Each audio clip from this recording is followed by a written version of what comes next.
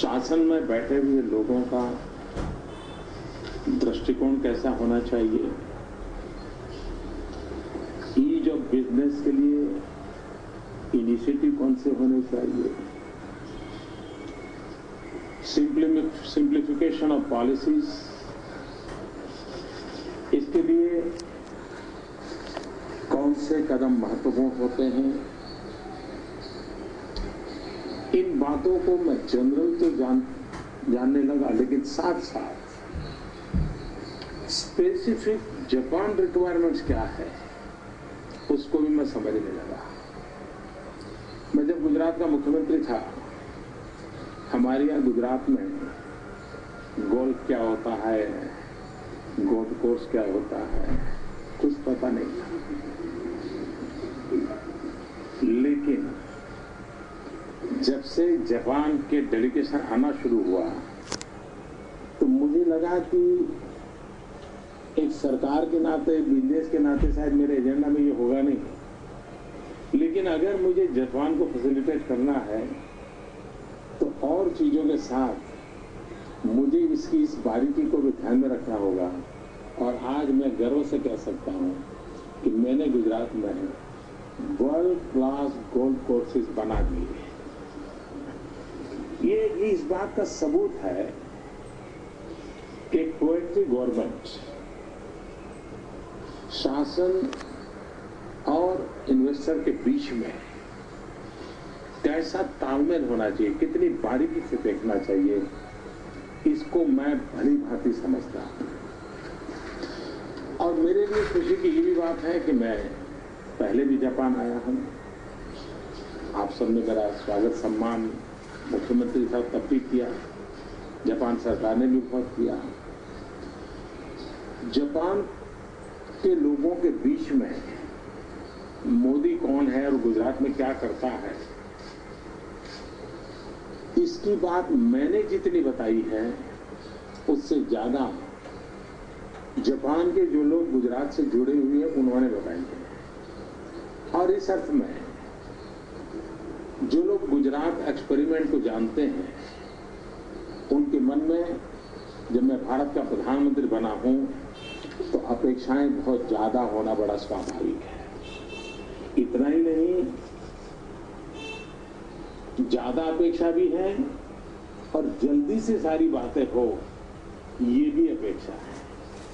और मैं आपको आज विश्वास दिलाने आया हूं कि पिछले 100 दिन के मेरे कार्यकाल को अगर देखा जाए, मैं राष्ट्रीय राजनीति में नया था। इतने बड़े पद के लिए मैं उस प्रोसेस में पहले कभी रहा नहीं था। मैं एक छोटे राज्य से आया।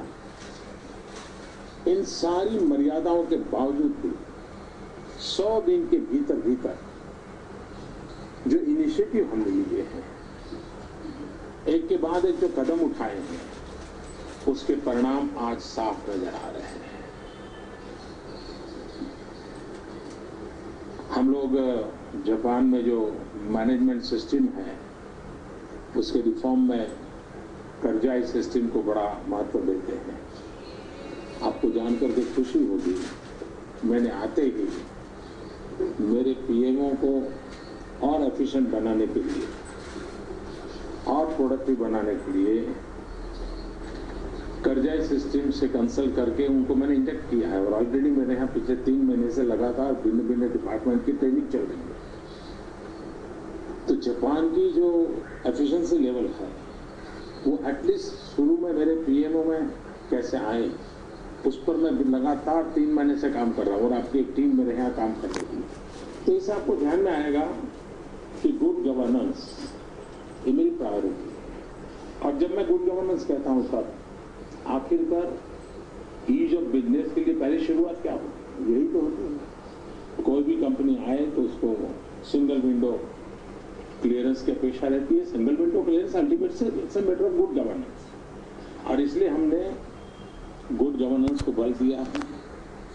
उसी प्रकार से प्रोसेस क्विक कैसे हो, ऑनलाइन प्रोसेस को बल कैसे मिले, गवर्नेंस में टेक्नोलॉजी का इंपॉर्टेंस कैसे बढ़े, उस पर हमने बल दिया है।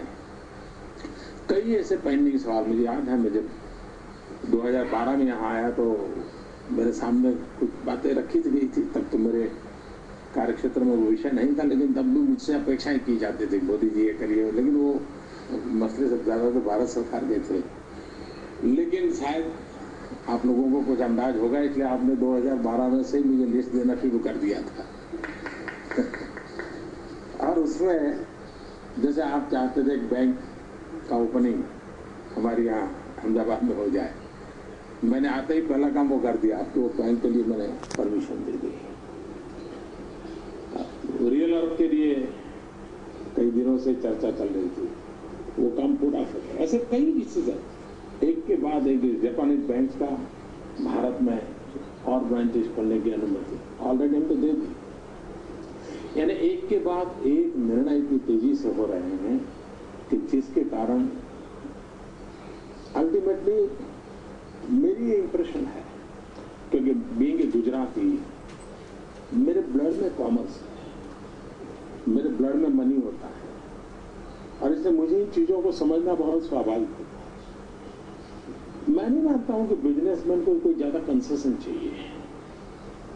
मैं ये समझता हूं कि बिजनेसमैन को ग्रो करने के लिए प्रॉपर एनवायरनमेंट चाहिए, और एनवायरनमेंट प्रोवाइड करना ये सिस्टम की जिम्मेवारी है, शासन की जिम्मेवारी है, पॉलिसी मेकर्स की जिम्मेवारी है।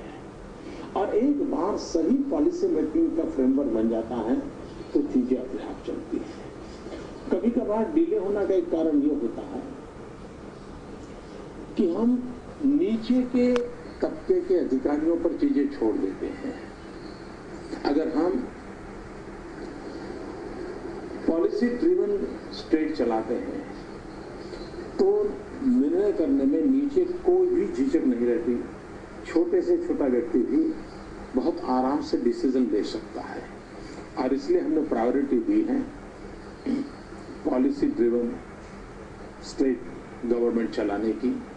अगर पॉलिसी ड्रिवन स्टेट होता है तो डिस्क्रिमिनेशन भी स्कोप नहीं रहता है, पहले आप वाला मामला नहीं रहता है, और उसके कारण हर एक को समान न्याय मिलता है, हर एक को समान अवसर मिलता है, और उस बात पर भी हमने बल दिया है। अभी हमारी सरकार को 3 महीने हुए हैं। आप व्यापार जगत के लोग हैं तो आप जानते हैं कि ग्लोबल इकोनॉमी और ग्लोबल इकोनॉमी का इम्पैक्ट क्या होते हैं और किस नेशन की इकोनॉमी कैसे चलती है। पिछला 1 दशक हमारा कठिनाइयों से गुजरा है। मैं उसके विवाद में जाने के लिए इस फॉरम